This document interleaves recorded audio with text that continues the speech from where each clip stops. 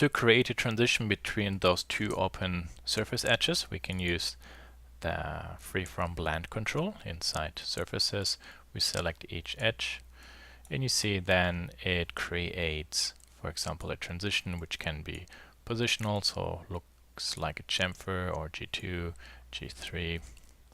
We have the ability also for auto chain select, also have, for example, construction history. There are other few options I will go into detail, but this pretty much is the way how, when you have two open edges of a surface and you would like to create a blend. Now, because this one is interactive, I can select, for example, this vertex, move it to somewhere else, and you see everything follows. I also have the ability, besides deciding on each side what type of continuity I would like to have, to override for each side also the shape. With shape, that means how quickly, for example, or over what distance each surface continues being blended into the other surface.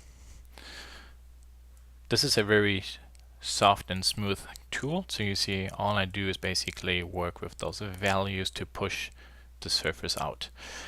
That, for example, is similar to the way how the align tool works.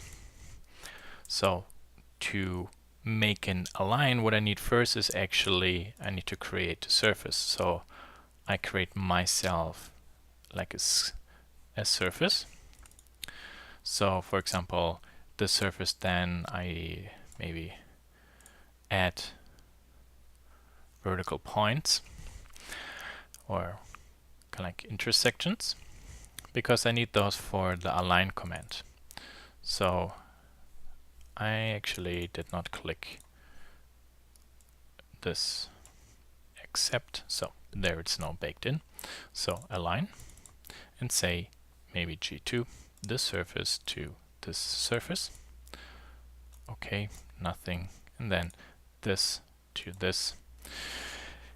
And the advantage of actually the surface blend is I just work with the values to slide. So for example here, if I click in the middle, you see I can do pretty much the same, but I have a little bit more sculptural control. On the other side, I even can like make very uneven blends. So this, for example, I cannot necessarily do with the surface blend. Then here I have to create a surface and use the align tool. So this is basically how, for example, you make surface blends.